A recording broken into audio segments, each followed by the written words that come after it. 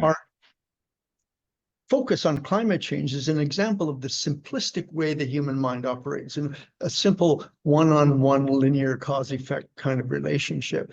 And as I say, the emphasis on climate change is distraction, not just because it's simplistic and ignores the bigger problem, but because the more we focus on climate change, the less we're solving the climate problem, the more we're exacerbating overshoot.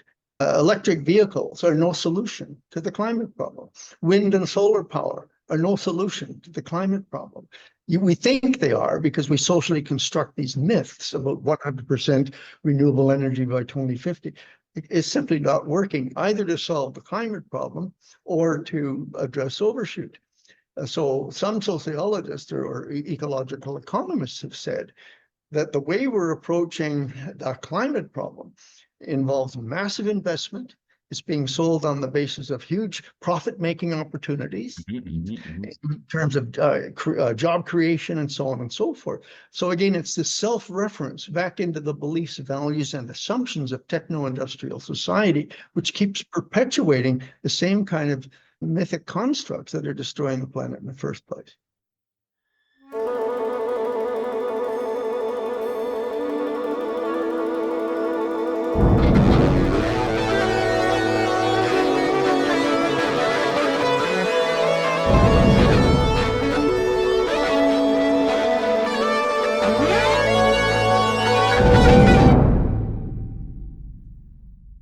Hello. Bill, great to have you.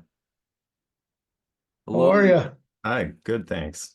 Delighted to have you, Bill. Thanks for making the time. Just so you know, nice to meet you properly over Zoom. I'm Cary, and this is Thomas. And I just wanted to say thanks again for reached out to you about your willingness to be part of that SHIRK project that's coming together. The funding news will be released anytime, and we'll give you a heads up. So just stay tuned.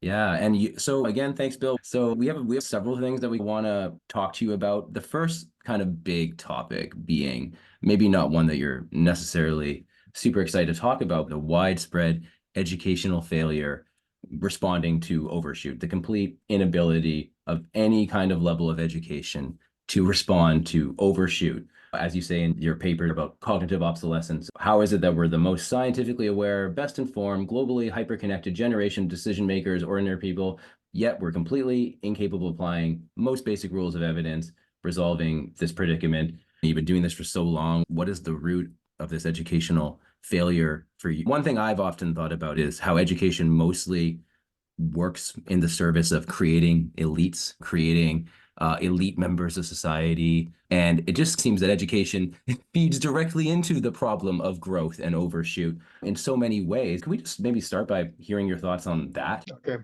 In my academic career, I was at one point the director of a program at School of Planning at UBC.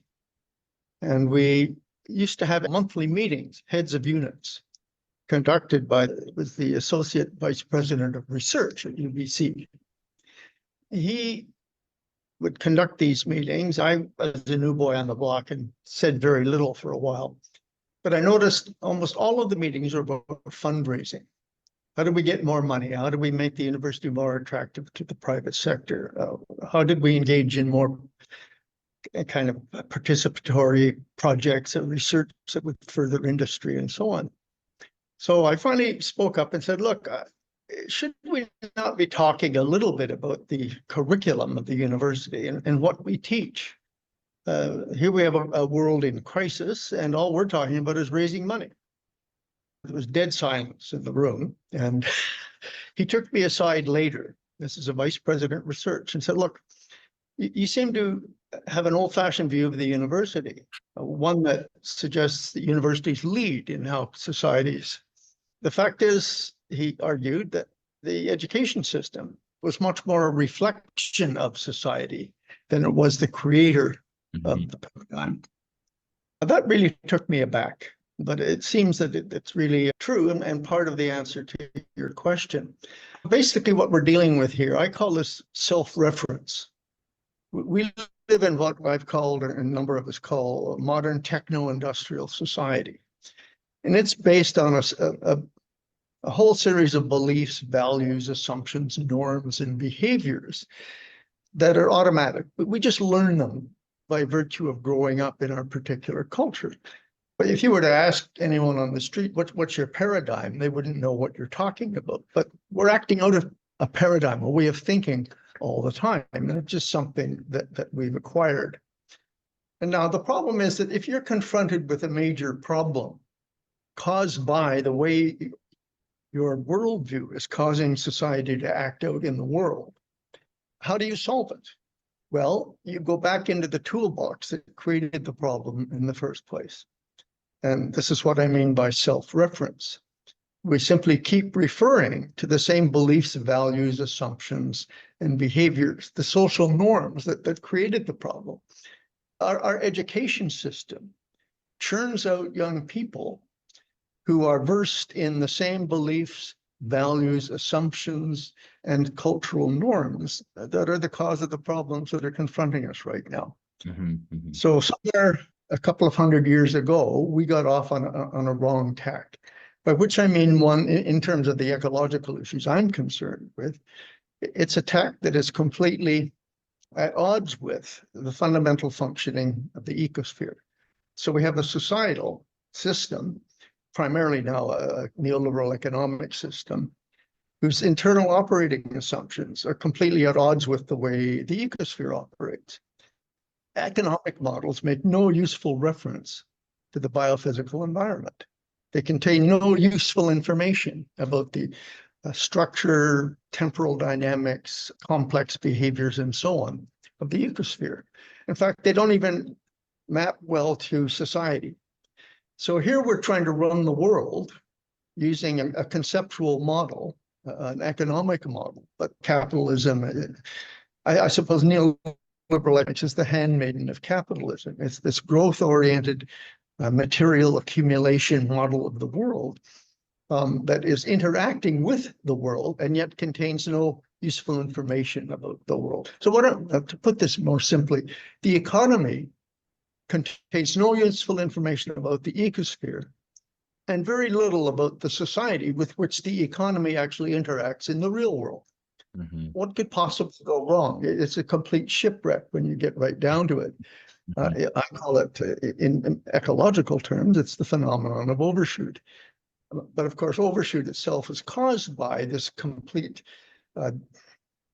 dysfunctional relationship, the fundamental adversity between economic processes. Our education system keeps churning out people who believe this in science, economics, in engineering, no matter where you look. Well, thanks for getting us started there, Bill. Thomas has some questions coming up about how we might bring this out of whack economic system down to earth somehow. And part of that, I think, has to do with ecological footprint analysis, which was something that's so insightful about EFA, is how it connects to land appropriation, how much land you actually need. And so we'll get to a question about land value tax and taxation in a moment. But before, I just want to ask you one little question related to what you just said.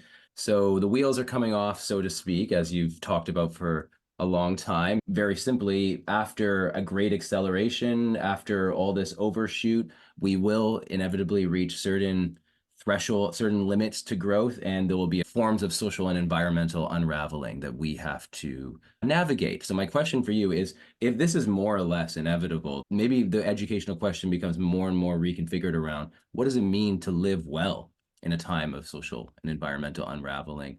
And do you have a sense of what living well looks like here? Well, living well is defined differently in every culture. Our particular culture, this so-called techno-industrial culture, living well means having a lot of stuff.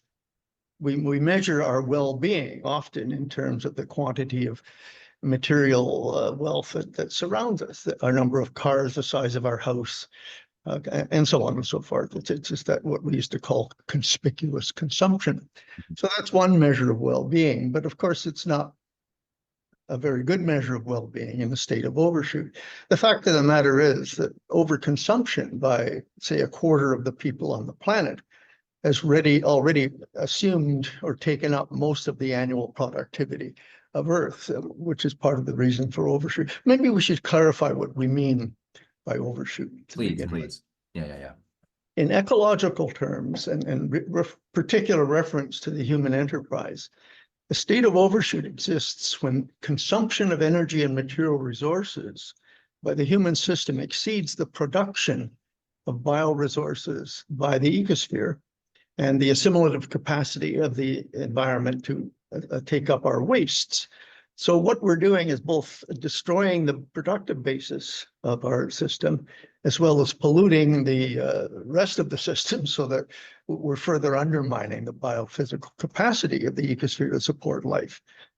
And we're fundamentally undermining our own existence. We don't notice that so much in very rich countries because the capitalist system has created something called globalization and trade.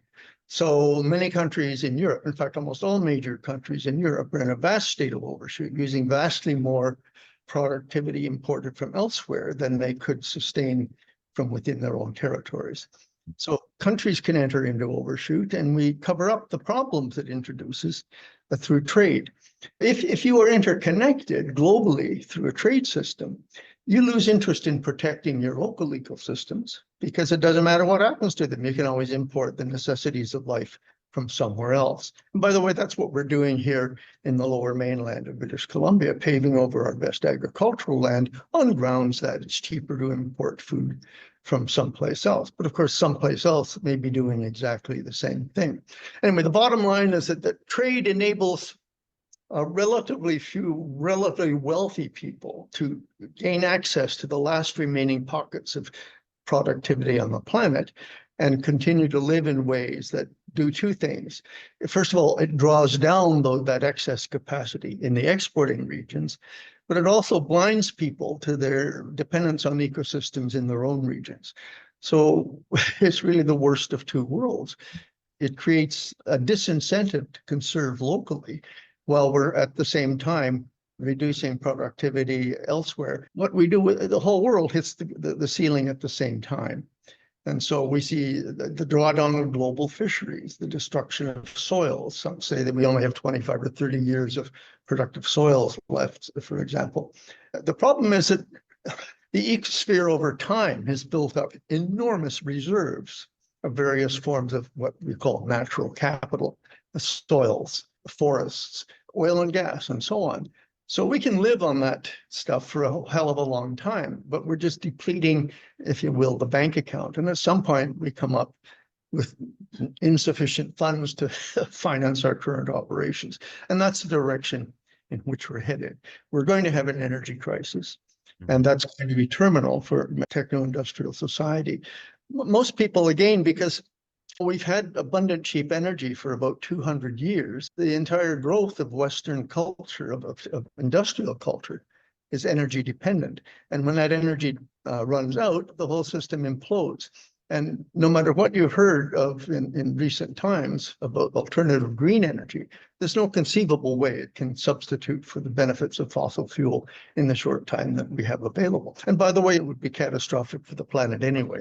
So we're triple, double bind. Maybe my first question would be just talking about the economic question.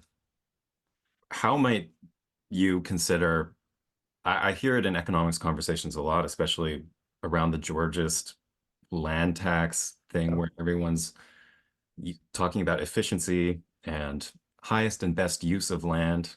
But I'm curious how you might think of highest and best use of land, because I feel like there might be a contradiction there where everyone's looking for more productivity, but that comes at a cost to the environment and the ecology around us.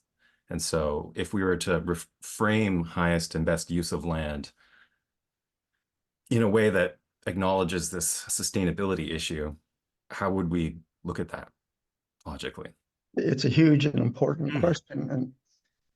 And typically, when an economist speaks of highest and best use, they mean that use of that land, which can return the highest or the largest amount to capital. So there's a capital value in that land.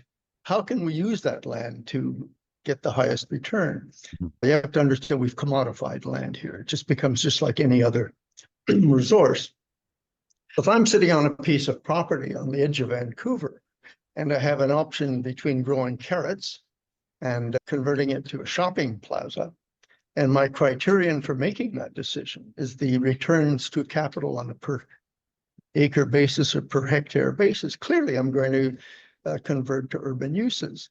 So people have an enormous incentive in the financial context to convert urban land in the periphery to urban uses, because urban land values in our normal economic accounting are much higher, and the capacity of that land in various urban uses to generate returns on investment in the land much higher than, say, agriculture. And we get into a bit of a mess here because, again, we've commodified everything. So if we think of agriculture in North America, at the farm gate, the value of food is about 0.5 or 0.6% of GDP.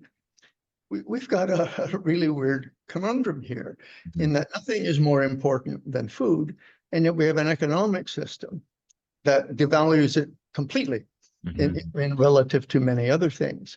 And so we've recently had a Nobel Prize awarded to William Nordhaus, who, for example, argued that climate change is most likely to affect agriculture, forestry, and fisheries more than anything else. And altogether, they only amount to about 4 or 5% of gross national product. So we could lose them all, wouldn't make any difference, because after 2 or 3 years of growth, we'd recover the economic losses. Well, that's economic nonsense in many respects, because as soon as those things began to disappear, their prices would rise, and so their valuation would increase as well. The bottom line is it doesn't take into account the fact that food is a vital and absolute necessity for all of us. It's only cheap in the economic sense because we're so good at producing it in the short term. But you get my main point. If you have an economic system that values everything in the marketplace right now, then you don't have any way of really measuring the value that might have. So suppose 15, 20 years from now, we're very short of energy. Most of our agriculture is dependent on fossil fuel inputs. We need every hectare of viable land to grow food because productivity may well decline in the absence of pesticides, fertilizers, diesel-powered tractors, irrigation, and so on and so forth. Suddenly, that future value of land skyrockets. But because we have a very high discount rate, we don't regard it as such at present. So what we're doing is discounting the future value of land so that it's virtually nothing in today's marketplace, which gives us the green light to go ahead and develop it. So that's a natural tendency of human beings, discounting the future. Economists have formalized it, of course, but what it means is that politicians and policymakers would much rather impose a huge cost on future generations or people far away, a small cost on present generations in their own home turf, who people are going to vote for them. This natural tendency to think of the here and now, which, by the way, was highly adaptive 10,000 years ago when there was no refrigeration and nothing changed anyway. It's become very maladaptive in a world of rapid change where the future may become extremely important and is arriving. Many of our natural tendencies, even those that have been converted into economics, for example, are maladaptive in today's world, which gets to the point of my little essay on the cognitive obsolescence of the human brain.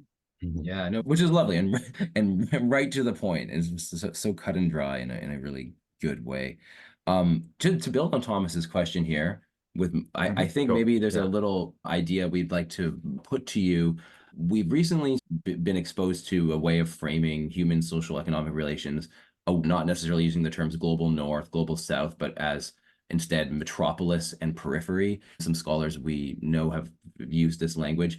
It seems to connect a little in our minds to EFA, ecological footprint analysis, and the issue of land appropriation, in the sense that, is this a different way of thinking about these extractivist relationships across the world, especially given some of your work linked to mega cities like Tokyo, which I know you looked at pretty early on, and other mega cities are expanding just across the globe. And they're, as we've said, they're all pursuing resources, raw materials, products via global trade from outside themselves, the periphery, and from each other, from other metropolises. What do you think of this framing, especially in relation to EFA? And does this present any other way of thinking about how we could conceivably move away from this intense energy material waste interdependence that we're talking about here? Well, it's another way of looking at the same thing. What eco footprint analysis, for those who don't know, showed what we've tried to do here. Mainstream economics tends to measure things in terms of monetary flows. This misses a great deal about the biophysical world.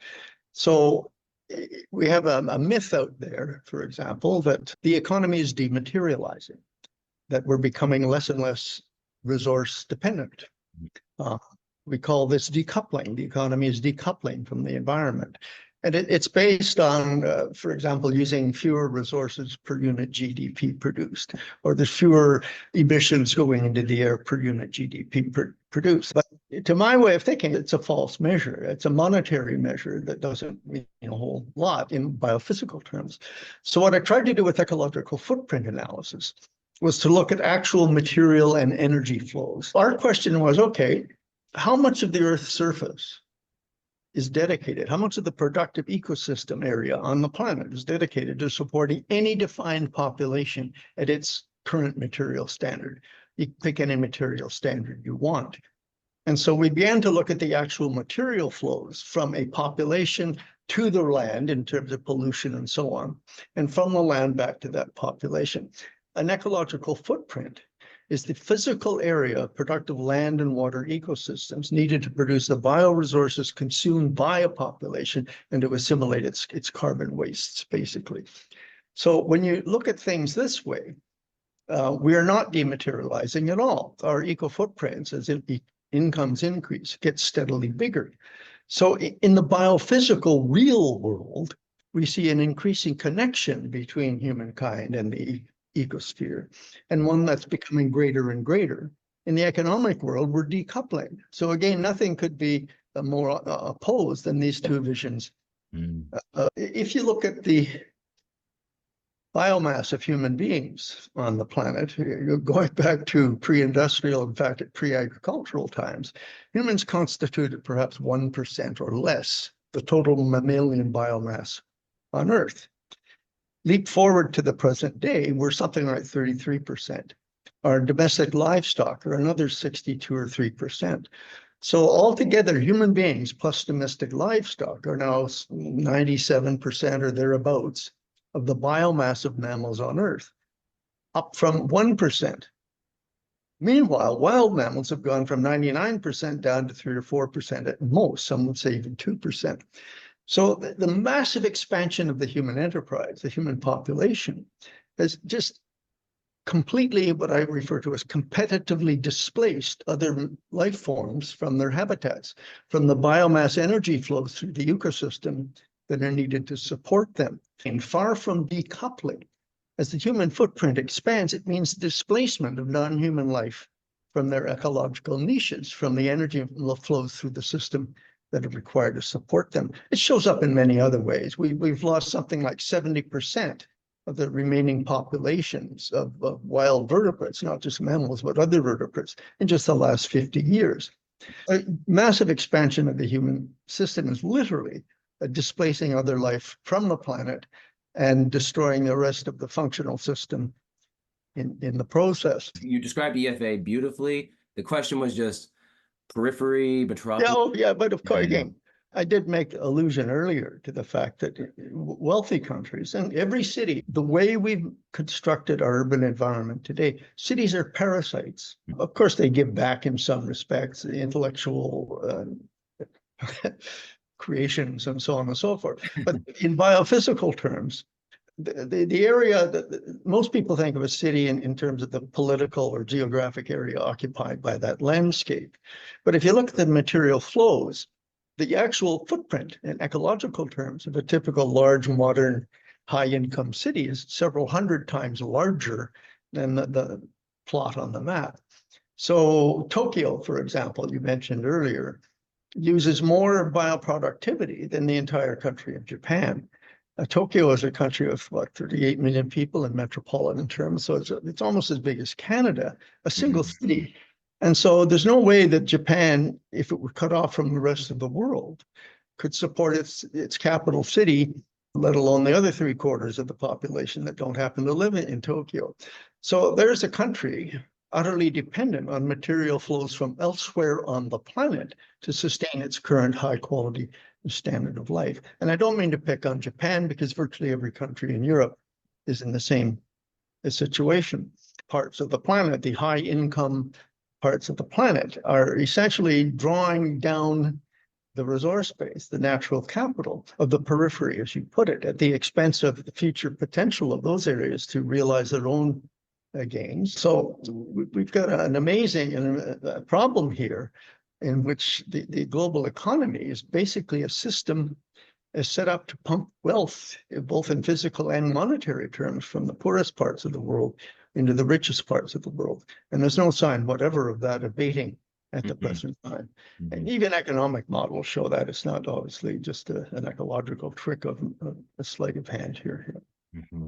I had questions about lags. We're not feeling some of the negative feedback that is coming our way, perhaps, but we decided to open up the question a bit more and just deal with the complexity of ecological systems, and wanted to see if we could get a primer on these ecological systems. Yeah, you were saying, yeah, negative, positive environmental feedback, lags, tipping points, thresholds.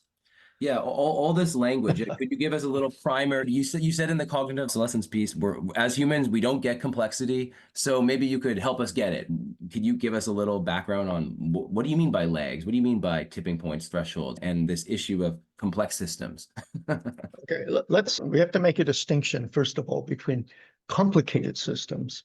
An automobile engine and transmission, for example, is a complicated system. There's thousands of working parts, but it's a mechanical system. It's complicated, but if the engine turns over at twice the speed, the wheels turn over at twice the speed. So there's a direct correlation between what happens in the engine and what happens in the wheel through the transition. And it's completely predictable. I know that if I'm in a given gear and I double the RPMs of the engine, I know that the wheels are going to turn at twice the speed. That's all there is to it. It's a complicated, but it's a mechanical system where you have immediate cause-effect relationships and very direct relationships, linear relationships. A complex system is entirely different. It too may have many operating parts. So, for example, the climate system is an enormously complex system. It is characterized, as we're beginning to understand, by lags and thresholds. So a lag effect is an effect that is caused now, but may not appear for many decades.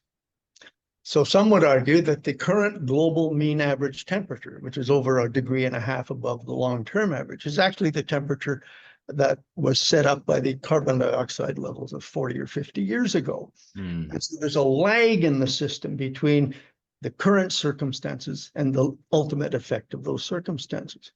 Another one is the melting of the permafrost. A little bit of warming is causing a whole variety of relatively rapid feedback effects here.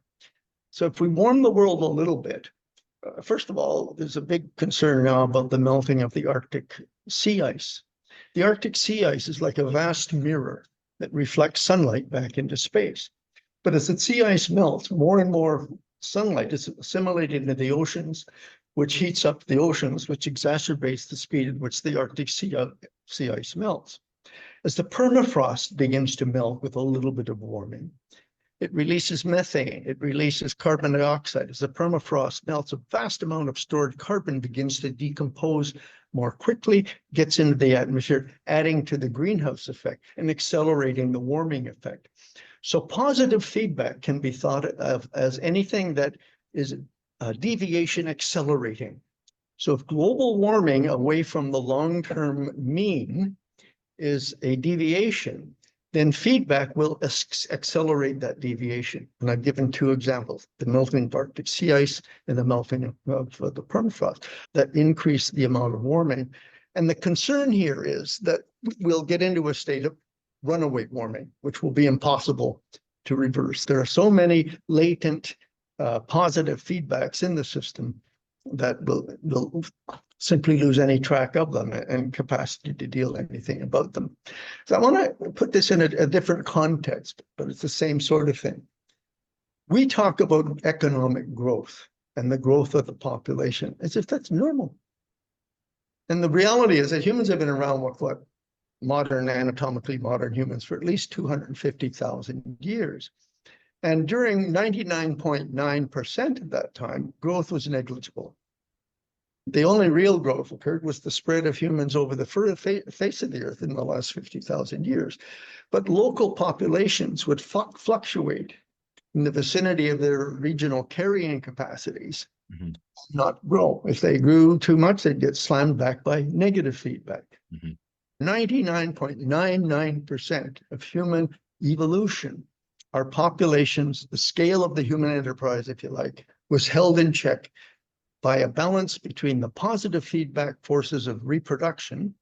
All human populations have the capacity to grow exponentially in ideal environmental conditions, but they're kept in check by negative feedbacks, scarcity, competition for space. If population gets too dense, disease spreads early, the population gets knocked back. Negative feedback has kept us in check until, well, it was a light bump up with the beginning of agriculture.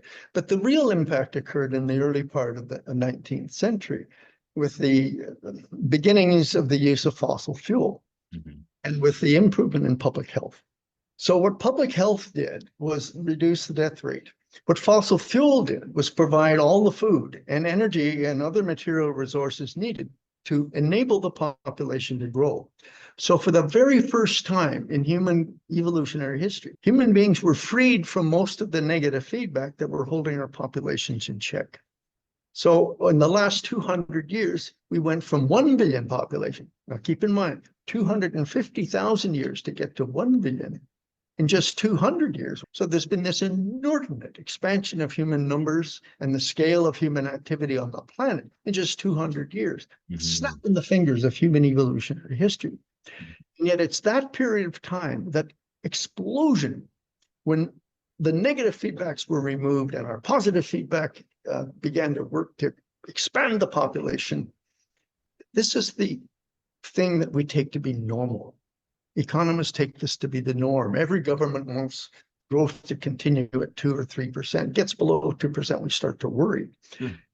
What we take to be the norm is the single most anomalous or abnormal period in human history. And it's essentially the human enterprise is suspended on a fountain of fossil fuel, that oil gusher. And as that fossil fuel begins to run out and there are no quantitative substitutes, then the system will implode. It may take some decades, but it will implode. And I think that's the period in which we're heading, because the negative feedback starts to play in. Climate change is the first one. Some estimates are that a third of the human population may be displaced from its climate niche over the next several decades as the Earth warms up. Parts of the planet, large swaths of Earth, may become uninhabitable by human beings. We may lose a large proportion of our agricultural landscapes because of climate change effects, including desertification, the drying up of groundwater supplies, or simply the overuse of groundwater, which is happening in the United States, in India, and all over the place. So we're drawing down the resources while continuing to grow. But at some point, the negative feedback kicks in and knocks the population and economic growth back. And I think we're beginning to see that now. And if we were truly an intelligent species and had some sense of social togetherness and responsibility, we'd recognize this and we'd begin to take the kinds of actions necessary to head off a catastrophe. Okay, so that's negative and positive feedback. Positive feedback is deviation accelerating, negative feedback is deviation suppressing, and the negative feedbacks are starting to kick in and slow down the growth of the human enterprise. You mentioned the private property incentive. People have land, private property, and they want to maximize the returns from that land. Our system of private property incentivizes production and continual growth. I feel like in some ways, this private property system has created this, well, inequality between people and created this system of owners and laborers. And the laborers continue to be forced to take the jobs that are given to them by the people that own means of production, and their incentive is to constantly use more resources. And it's partly why I imagine people aren't choosing to be agricultural workers or farm land in ways that are more ecologically sustainable, don't profit as much. People are, it seems, are in a way compelled away from that behavior because of the risks of not having a retirement fund or whatnot. There's this interesting kind of problem of just like what we're doing with our time, how we spend our time, how we try and reverse these trends seems intimately connected with our system of employment and work and just how we orient our efforts daily. Sorry, Thomas. The third figure is a Georgist figure, but was adapted by Franklin Obangodum from the Helsinki Institute. And it describes this relationship between technology, growth, rent, and inequality. And they fuel each other in this cycle where technology introduced into a community usually encourages growth of that population, which increases land rents. The private property owners of those lands pocket those rents, which increases inequality. And they are using the labor in that region and afar to create more technology, which creates more growth, which creates higher rents and more inequality, and seems to push people away from, again, this dynamic of, or more ecological ways of existing, not using, it seems to incentivize high energy, high complicated tech. Yeah. And I'm sorry, Thomas. I just want to say, and I guess to add to that is you also spoke about how this is a blip in human history these last 200 years, and we have this now fossil fuel based acceleration in technology, a new sort of technology. So just to add to Thomas's question there, is there other conceptions of technology that we can reflect on, that we can articulate that? Well, you guys are raising questions that have been dealt with by philosophers and political scientists and sociologists for hundreds of years. Private property is an invention of our particular culture. There are cultures on the planet, even now, that have no such concept of private property. One is associated with, but not an owner of, say, a particular piece of landscape as long as you're alive. So there's all kinds of potential variations on the theme.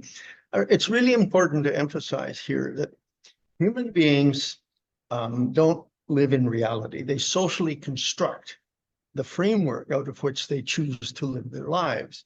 So modern capitalist economies, modern private property, all of these are social constructs. They're products of our particular culture that, again, most of us just take for granted. Well, of course and there are cultures in which there was no such concept. So the short answer to your question is yes, we could devise all sorts of ways of dealing with ourselves as a species in the ecosphere that doesn't involve private property rights, but the appropriation of rents in the way you've described. At one point way back when, I mentioned the way we've socially constructed the world. It's a pump of wealth from the poor to the rich. And the system of rents you're talking about is a perfect example of it. By the way, it's perfectly good positive feedback as well, isn't it? A little bit of money, it earns interest, you get more money, which adds to your capital, so you get more wealth through rents and so on. So it's a self-aggrandizing system. Let's go to the question of technology that you raised. I say today to somebody, hey, I'm in the tech industry. What do they think of? It's got to be computers, AI, or some other form, maybe wind and solar power. These are high-tech industries. But I would argue they're very low-tech industries. This is what I call brute force technology.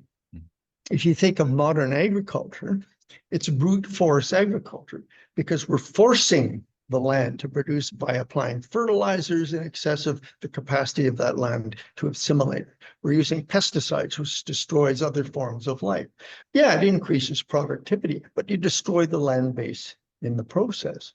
Think of agroecology, agricultural ecology, or think of permaculture. These are forms of technology because they use the application of knowledge, intricate knowledge of the soil chemistry, of the crop varieties, how much water do they need, what's the sunlight requirement, and so on and so forth.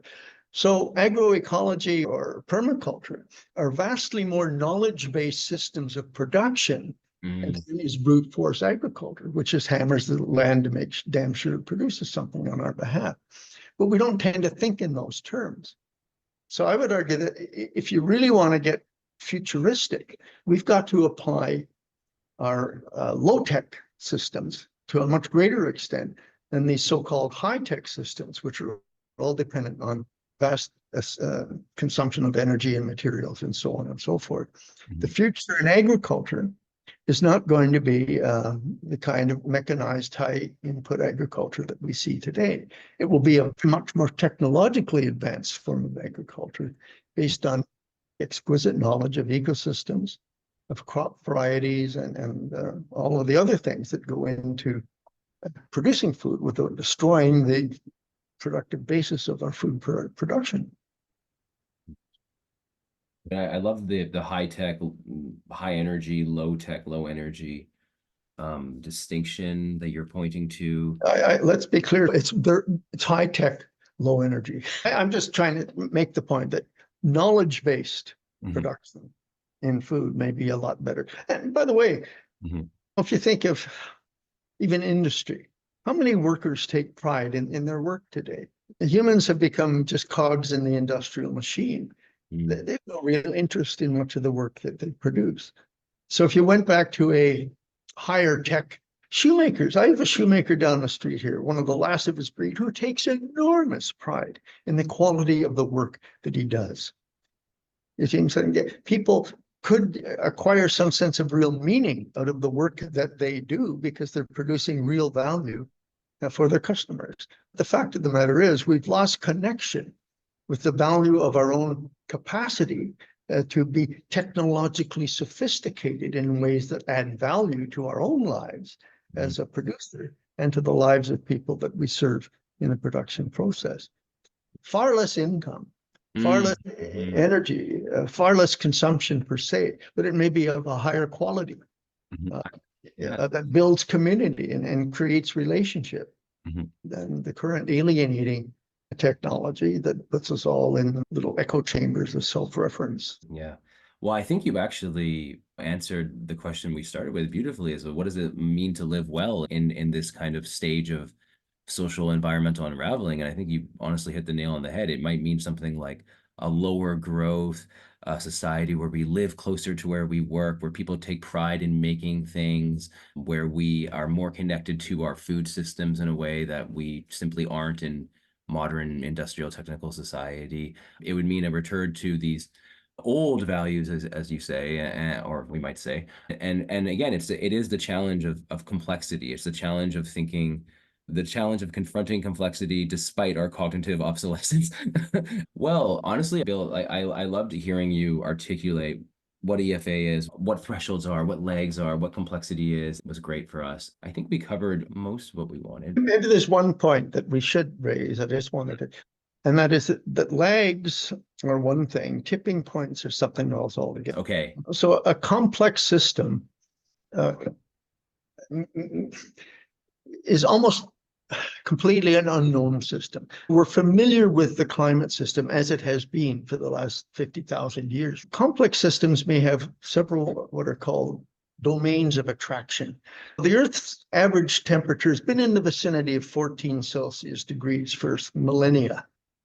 But supposing we do something that so discombobulates the various mechanisms that control temperature, that we cross a separatrix or a tipping point, so that the mean global temperature goes to, say, 20 degrees Celsius. That would eliminate civilized existence on the Earth. But it may be a new stable equilibrium for the climate system because of the conditions we've created. So it's still a climate system, but it's moved from one domain of stability to another domain of stability, which may not be amicable to human existence.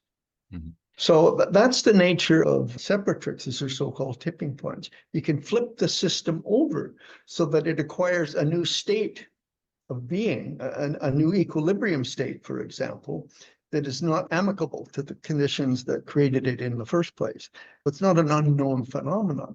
But the problem is you don't know that alternative state exists until you've crossed into it. A tipping point is not necessarily visible. It's something you trip over. And if you fall into a pit on the other side, too bad that you didn't see that pit ahead of time. We've seen this in many different ecosystems over time. And if it happens at the climate level or in terms of the ecosystem of the ocean's warming, at what point does the ocean get so warm that marine life suffers a major collapse and extinction is forever, a different tipping point? It won't destroy life.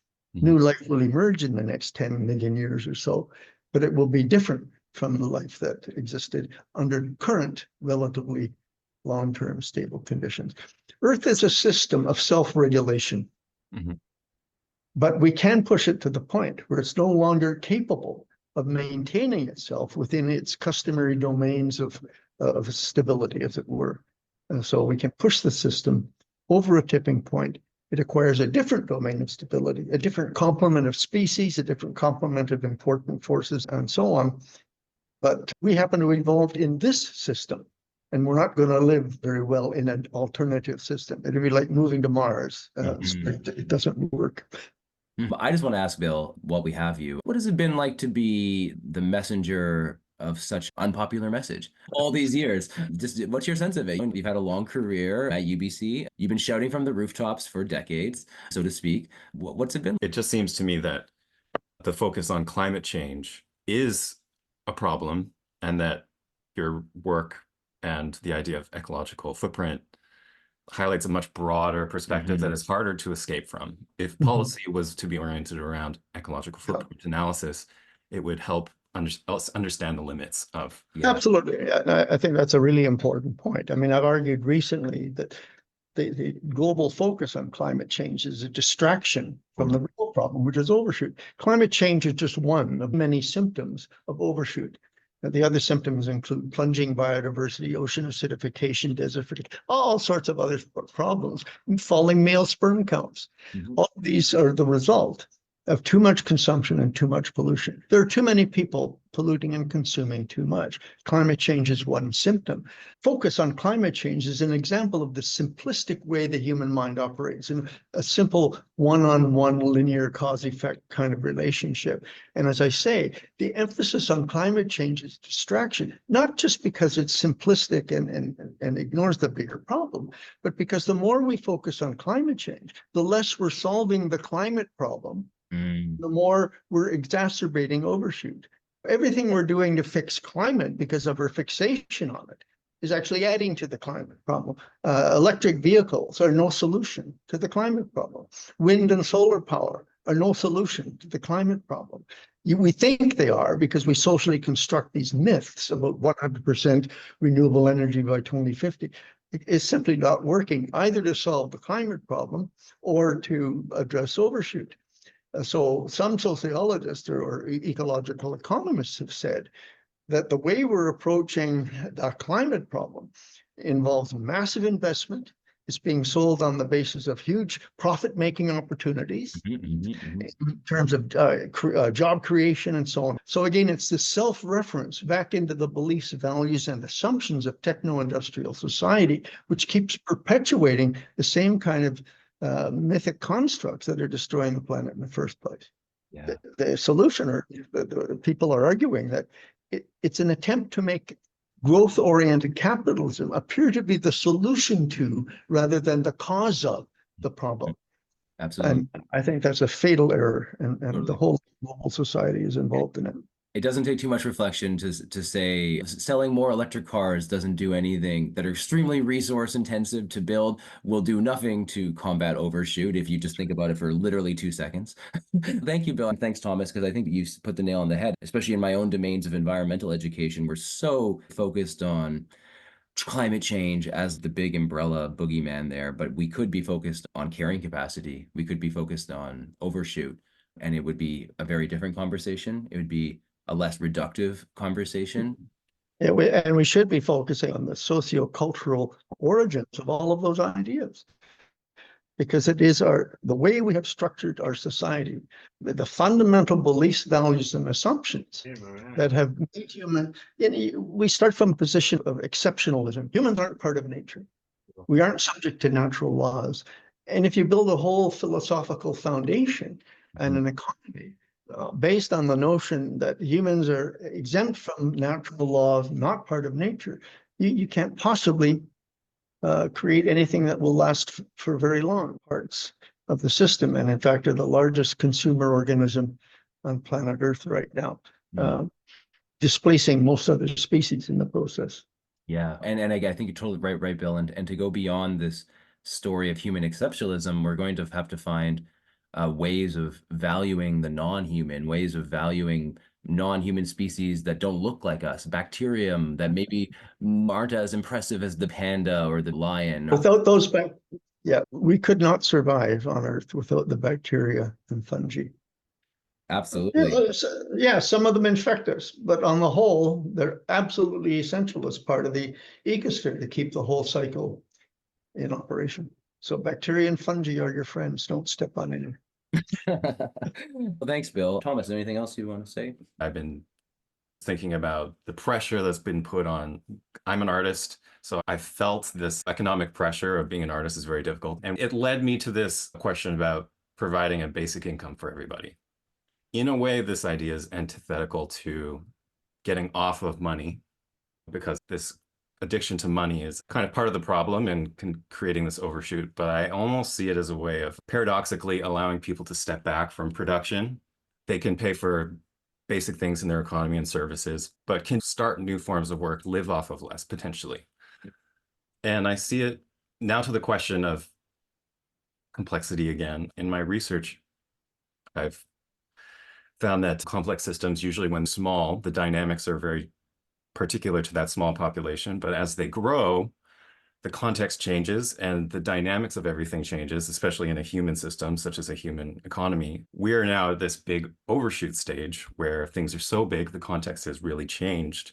I'm trying to think of constraints on the system that allow us to get smaller, constraining this big superorganism in ways, and that perhaps a guaranteed income where we're stopping wealth from accumulating in elites' hands so much and distributing it more equitably would allow us to engage in activities that are different.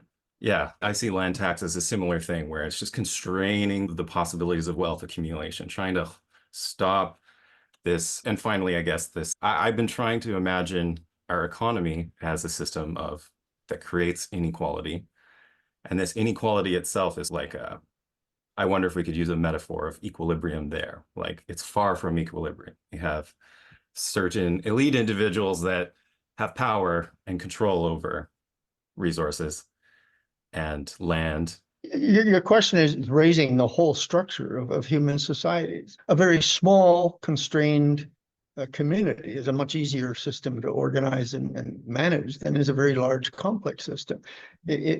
In systems analysis, the number of interactions of systems components increases as 1/2 the square of the number of components. So it's an amazing increase in complexity as the system gets larger.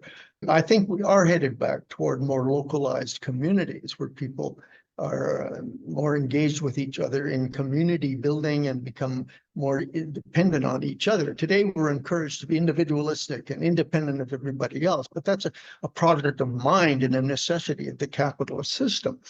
You've raised another question about the accumulation of wealth. Today's world is such that vested interests run the government. If you've been following the election in the United States, they're amazed that the Harris campaign has managed to raise 500 million or something of that nature. You can't get elected without being supported by multimillionaires in the United States. Even a regular congressman needs several $1 million to run his election campaign. And once you're in, people expect a payback for the donations they've made. So we've seen a system of what's called agency capture, where vested interests in maintaining the status quo have acquired the means by which that they dictate the policies of the various regulatory agencies, as well as what comes out of Congress. So vested interests are enormously powerful. People who have an enormous stake in maintaining the current structure. People like me become a little bit too loud, there's an enormous pushback right now against the kinds of ideas that I'm talking about. And when you get right down to it, there's never been, I think, a major society which has voluntarily decided to step back, to shrink. Mm-hmm. It will shrink, but it will be an involuntary process. And it'll be with the elites kicking and screaming and going down. I mean, look at they're acquiring huge bunkers in New Zealand and places like this too. So yeah, we've created a monster here, and it's going to be dangerous with a flailing tail when it starts to go down. Yeah. Flight of the scared elites. Yeah, no, we're seeing that totally. Well, even they recognize a wonderful article a few years ago called "The Pitchforks Are Coming," written by an American billionaire who recognized that, look, if we keep acting this way, there will be a revolution. People at some point are going to be desperate enough to rise up. And in fact, when you think about it, the major social changes that have taken place in the last several hundred years of our kind of metro and techno-industrial culture have been through revolution, not through gradual education and all of that sort of thing. No, you're right. Wow. So maybe the final point is, what's it been like to be the conveyor of such an unpopular message for 40 plus years? Do you have anything to say? I've had a wonderful academic career. I've been called every evil name in the book. I'm a neo-Nazi, neo-Malthusian, eco-terrorist, and so on and so forth. I don't take it personally. There are places in the world where it's becoming increasingly difficult to speak up. Journalists are being slaughtered by thousands in many parts of the world now, including in Palestine. If an unpopular perspective starts getting out there, the system will respond to put it down. Mm-hmm. And I'm not popular enough or well-known enough to be put down. So in many respects, I think academics are merely tolerated. They feed us enough research funding to keep us going and off the street, so to speak. I've gone to every major CBC program, from What on Earth to the current, the National News Service, with articulate pleas to tease this climate thing apart a little bit. You're focusing on climate. I got one response from the researcher with the Current in the morning, and she was very excited, read a number of my papers, put together a nice little case for bringing it forth on the Current, and said, "I'm going upstairs with this. I'll be back at you." Never heard of her again. So there's just no interest, you see, in getting the conversation to move in directions that are unfamiliar, that are off the beaten track. We don't want to think. People do not want to think the way I do. I say the glass is half empty. Others say, "Oh no, it's half full, and we're getting better all the time." So, to say, listen, no, we're not getting better all the time, you have to start looking at other variables that in the long run mean a great deal more. So again, just this way of thinking about reality is unpopular. Well, such a pleasure, Bill. Thank you so much. Yeah, no, and you've been tolerated for decades. Yeah, not by I want to be clear. There's lots of other people like me out there working on this all the time, but we as a collective are tolerated by the mainstream, as I say, because we are not yet perceived as a significant danger to the status quo. I think you said it all. There's a whole new CBC program called What on Earth. It's a national program dedicated to talking about climate change, but they can't really talk about it from your side of things. As I said, when I contact, I don't even get a response. The only CBC entity that responded was the Current. And that came to a dead end in the end. They're responsible for such knowledge mobilization efforts because they're tax funded, and they should be taking responsibility. I think the CBC is afraid of its budget. And I mean, the likely next government of Canada will chop that budget. Government that will eliminate the CBC or cut its budget drastically because of the dangerous ideas every now and then that it dares to put out. And I think the CBC in many respects is a failure because of its own fear of exactly that. I recently got a very long letter from the head of the news at CBC because I complained about their coverage of the US election. the way they had slammed Biden without even pointing out, I thought at any rate, the enormous idiocy of Trump. At least I saw there was an imbalance there, and I was roundly condemned for ignoring a whole bunch of programs I've never heard of on obscure CBC outlets that apparently gave much more equal balance to the treatment of Trump and Biden at the time. Yeah, no, You it's, can argue about the CBC forever, but I've not been very well received there. no, well, thank you so much, Bill. Thanks for fielding these diverse questions, some of them circling around education, but also other aspects of your work and its implications. My pleasure. Well, take care. Luck, both of you.